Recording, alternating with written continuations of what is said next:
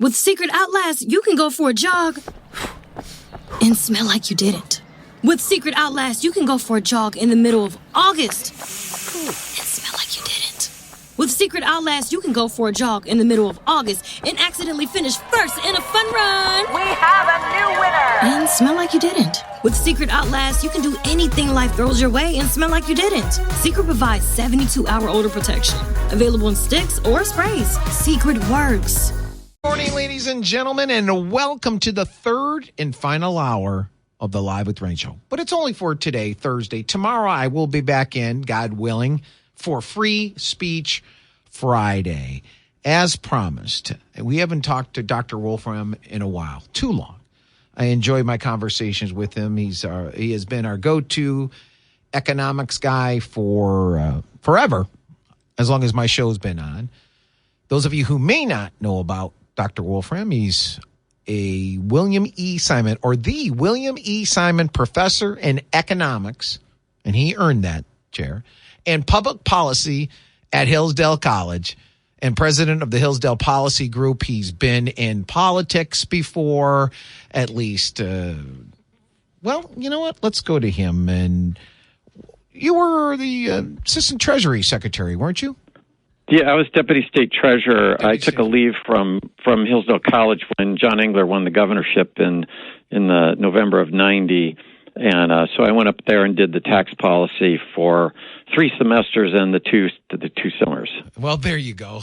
So he's been through it all, and he's still a very young man, right? I like to think. Well, what Satchel Paige said, how old would you be if you didn't know how old you were? Yeah, that's a good one. I like that one. I had not heard of that one. I asked Dr. Wolfram to come on air to talk about inflation and to give you guys a professors and someone who actually works in the real world perspective of economics. It just happened that I saw yesterday this Rashida Tlaib ridiculous comment that inflation is not occurring at all today. It has nothing to do with her party's policies, nothing to do with the $1.9 trillion that they passed last March.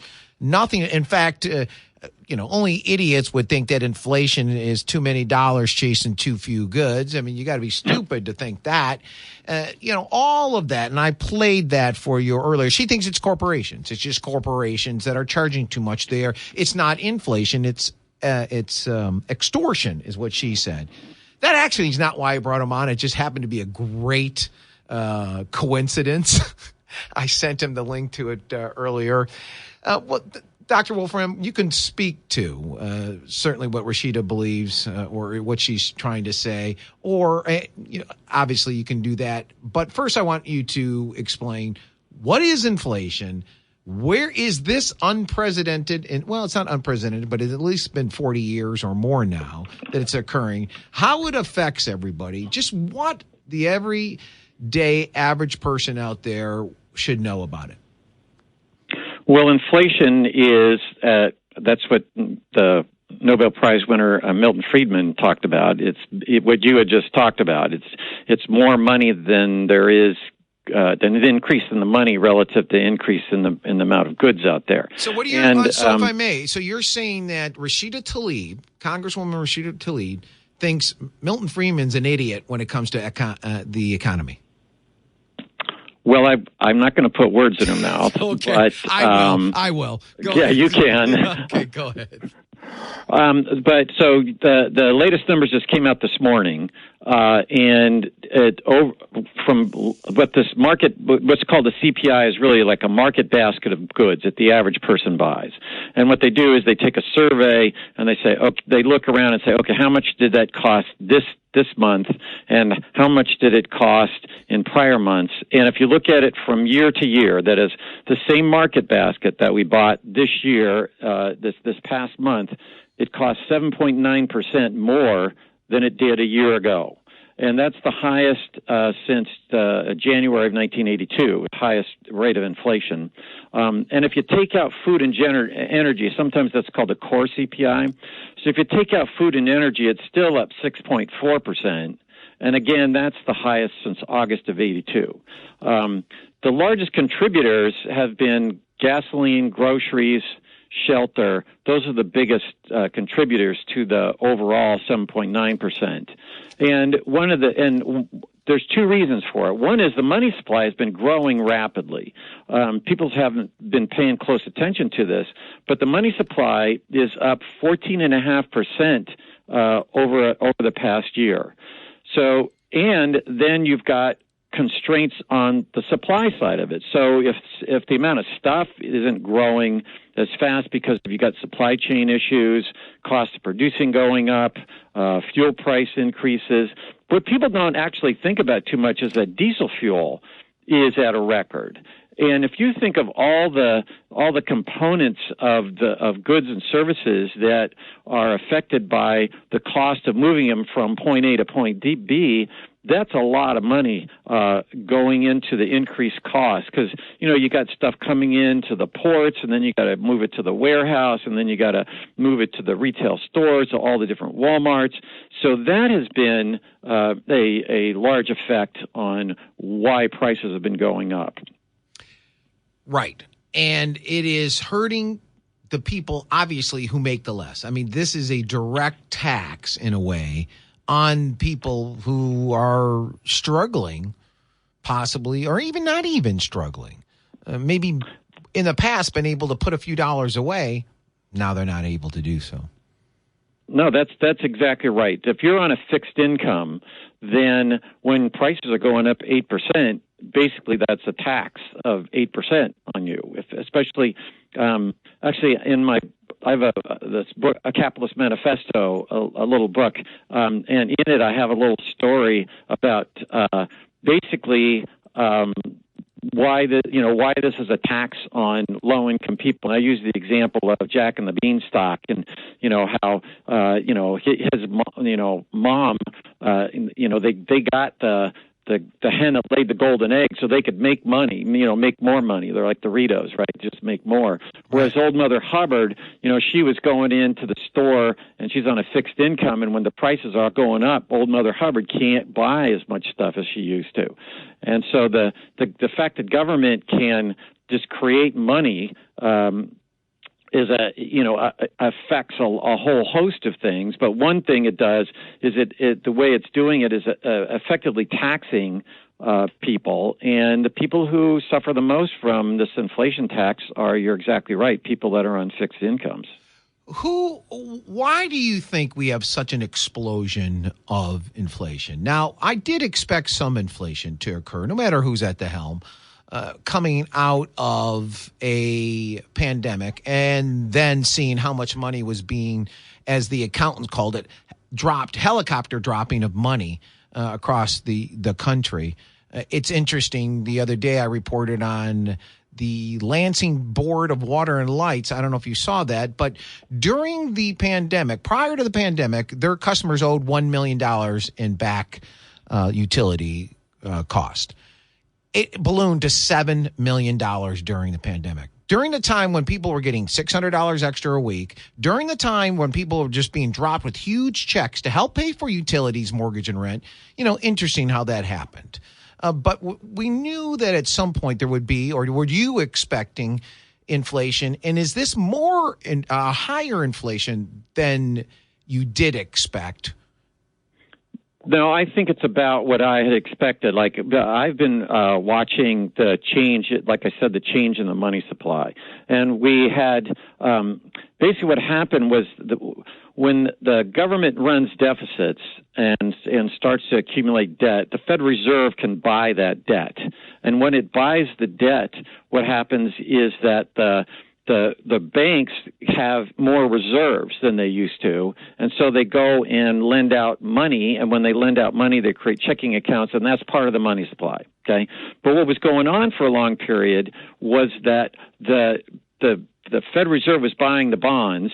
It was going into the reserves of banks, but the banks weren't lending it out, and they were just accumulating these reserves, which is why you weren't seeing this big increase in the money supply. In fact, the reserves of banks went from $45.8 billion in August of 2009 to $4.18 trillion by November of 2021. Now, since November of 2021, what's been happening is that the banks are now loaning this money out, and this money so it's showing up. These reserves are showing up in the money supply, which is why you get that this 14% increase in the money supply. So when you get a 14% increase in the money supply, you're going to get price inflation. I mean, it's just that simple. Now it's been compounded by the cost of producing stuff has been going up. I mean, just the Ukraine issue with wheat, right? They're not planting the wheat, and so what's going to happen? Food prices are going to be going up.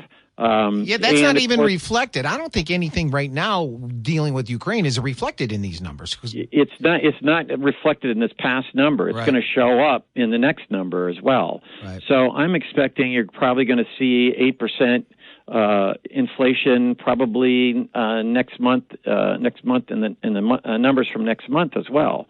And the supply chain issues with COVID reducing factory production in China, and like I said, the Ukraine wheat situation, the restriction on purchasing Russian oil.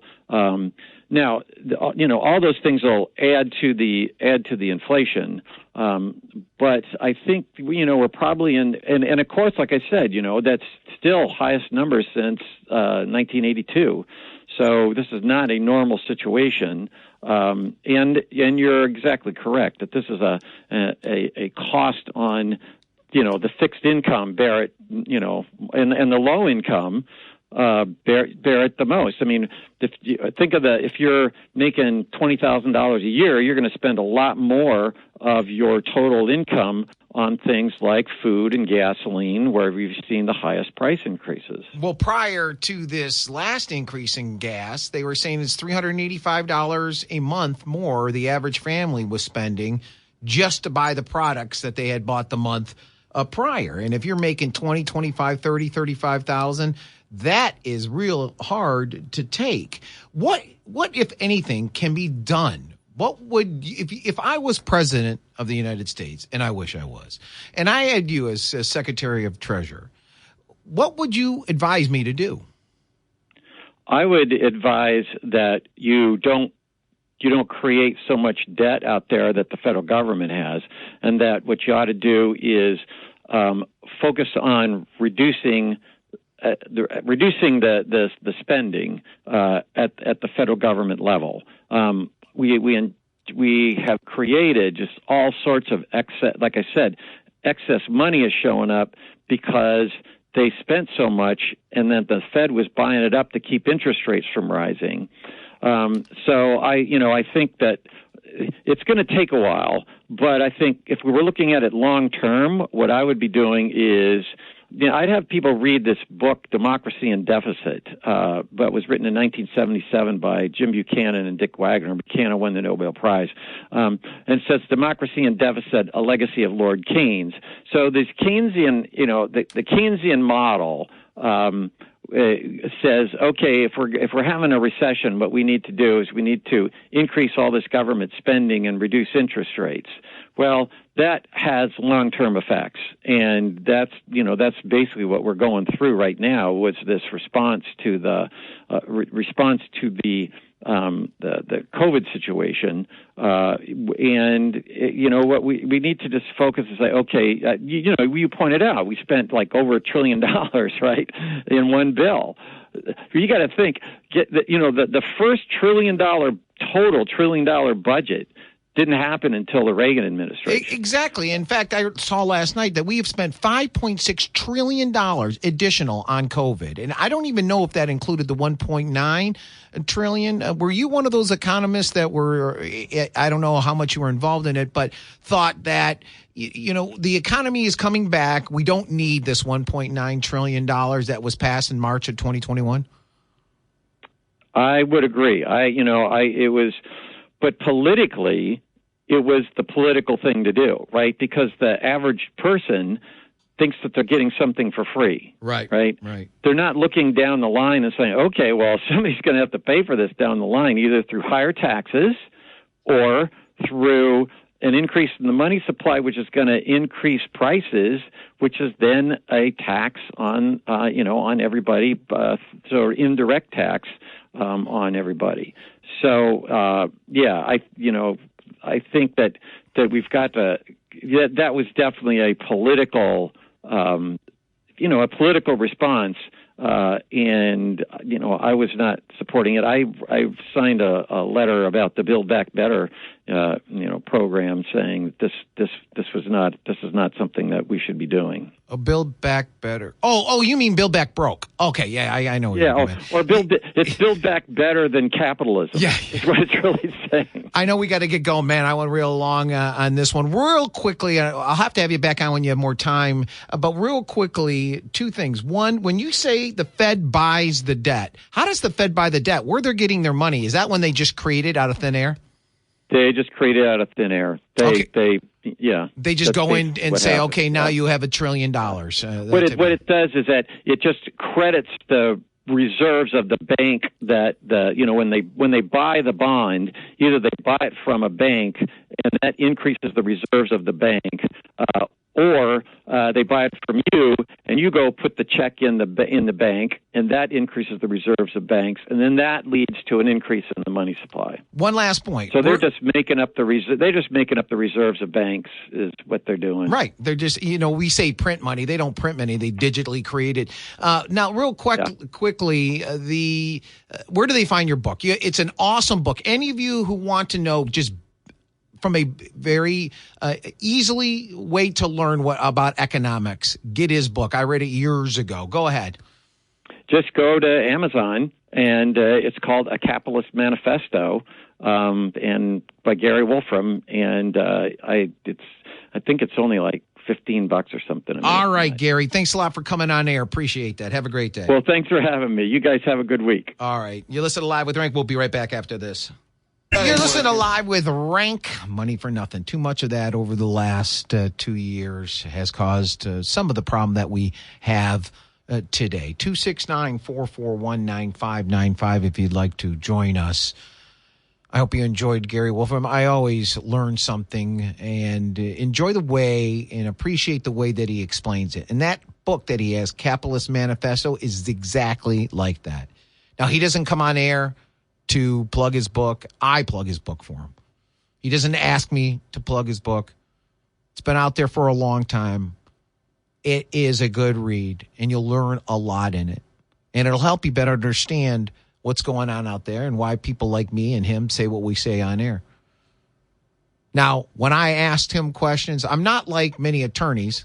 Usually they say attorneys, when they ask the question, know the answer already. I don't with him. I didn't know if he was one of those economists that I have seen where the consensus was that $1.9 trillion didn't need to be spent. And then they wanted to spend another, $3, $4, $5, $6 trillion on the Build Back Broke? It would have been even worse. And then you learned what the Fed does when they buy the debt. What they're buying is it's time for the debt interest to be paid. We have not paid down debt since 1958. I know people always point to, well, what about those 2 years when Newt Gingrich and the Republican Congress got Clinton to do certain things which gave us some surplus? If there was a surplus, and I say if because you know what? They didn't pay down 1 penny of debt. If you go and look at the government's own website, it went up during those years. So they just spent it. And again, what he said, I often try to remind people of how ridiculous we're at now. The first $1 trillion budget was during Ronald Reagan. And now we owe $30 trillion. You think this is going to end well? I don't think so. 269-441-9595. I went so long in that last segment so I didn't have to cut or stop Professor Wolfram. Now that I'm in my new studio with the new software, everything's I'm able to not have to take hard breaks only at the end of the hour. So I'm going to take a quick break. We'll come back on the other side. Your thoughts? 269-441-9595. You listen live with Renk. You listen to Live with Renk, and they're not in hiding. In fact, it's Putin and the people in his army that are bombing these homes, bombing apartment buildings, bombing hospitals, bombing the people as they're trying to escape, bombing maternity hospital yesterday, killing 2, including a child, burying 17 others under rubble. It's bad. And then the Wall Street Journal. I meant to bring this to you guys yesterday. I had it in my notes, but it got lost. The Wall Street Journal is reporting that Biden tried calling the head of Saudi Arabia and the United Emirates to ask them to pump more oil. He's unwilling. Again, isn't it interesting? Just like Whitmer, a Democrat, unwilling to lower the gas tax or suspend Michigan's portion of the gas tax, which is higher than the Fed's 18 cents per gallon. Michigan's 27.2 cents per gallon. So you're looking at 33.40. Let me see here. 27 plus 8, 35, 45 cents a gallon in tax. A gallon in tax you're paying, and that can be taken away to help you. She wants the federal government to do it, but she won't. Same thing here. Biden doesn't want us to pump oil to make us independent. In fact, Karen writes, wish you would have asked how energy independence would affect inflation, and then it would get us out of it quicker. She's talking about with Dr. Gary Wolfram. I just ran out of times, but I can answer that. That portion, which is one of the bigger cost of inflation, would be gone if we were energy independent. I know they say that oil is a world economy or is how do they put it? It's a world product, meaning it all goes out there. We are independent. We were independent, meaning we were producing more than we were using. But we still put it on the world market because that's the way it goes and that's how the price is set. But that can easily be stopped. I just tell I ask everybody who's producing the oil to just keep it here. Let's not put it on the world market, whatever it causes. Now, there may be some ramifications. I don't know all of it, but I know people may think that I'm not being upfront and honest. But if we were energy independent, we wouldn't have to be calling and begging Saudi Arabia and the United Emirates. And by the way, they wouldn't take his phone call. They would not take his phone call. Think about that, ladies and gentlemen. Now, they're pushing back and saying that's not true. Wall Street Journal, this isn't Fox, like people think it may be biased, or anybody else. This is the Wall Street Journal is saying, no. We're standing behind what we said. The head of Saudi Arabia and the United Emirates refused to take Biden's phone call. Think about that. Think about the damage that is happening to all of us. So, yes, Karen, it would greatly affect it to the better if we were energy independent and we wouldn't have to worry. In fact, all these countries better start thinking about being energy independent or at least not getting your energy from rogue states like what Russia has become. And by the way, I heard something interesting. Our prices hopefully will start coming down. They didn't rise overnight. I noticed coming in, they were either down a few pennies or they were equal to yesterday. If all this oil is going on to the world market, and Russia and I think it was India, Pakistan, they'll buy Russian oil. By the way, if that's true, we should then sanction them. My point, my thought. But they'll buy Russian oil. And by the way, I say sanction them because if we have to force a coup. The only thing that will really work, honestly, is a coup. How else are we going to get out of this? this is his last stand. He's not going to be able to be the leader anymore unless he just keeps it by brute force.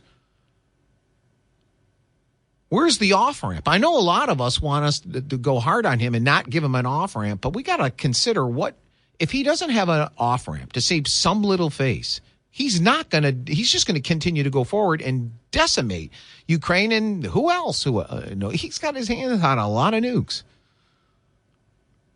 A lot of nukes. But if China and whatever these other countries, India, maybe Pakistan, whoever else is buying that Russian oil, well, if they're buying it on the open market, that means the oil they would buy from other people, or other countries, should then still keep the same amount of oil out there, and that oil could come to, let's say, us. Did I explain that well enough? If oil is a world product, and it is, that's the way it's treated. If we're not buying it, Germany's not buying it, other countries aren't buying it, someone is buying it. In fact, probably buying it at a reduced price. Well, whatever they were going to buy from other people still should be out there. So I do think some explaining needs to happen when it comes to the increase. Now, the increase is not about really today. Here's probably the explanation. I've told you this the other day. These oil traders buy on future, not today. So they may believe the worst is not over yet. So that's why they're driving up the number. That's the only thing I can think of. But more importantly, can you believe it?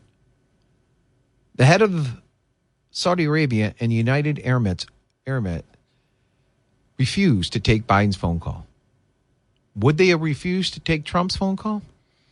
We'll never know, will we?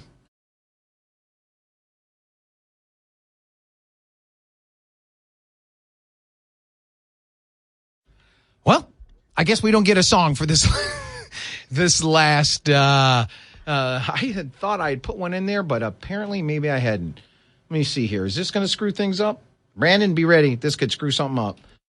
This is the story of the one. As head of maintenance at a concert hall, he knows the show must always go on. That's why he works behind the scenes, ensuring every light is working, the HVAC is humming, and his facility shines. With Grainger's supplies and solutions for every challenge he faces, plus 24/7 customer support, his venue never misses a beat. Call quickgrainger.com or just stop by. Grainger, for the ones who get it done.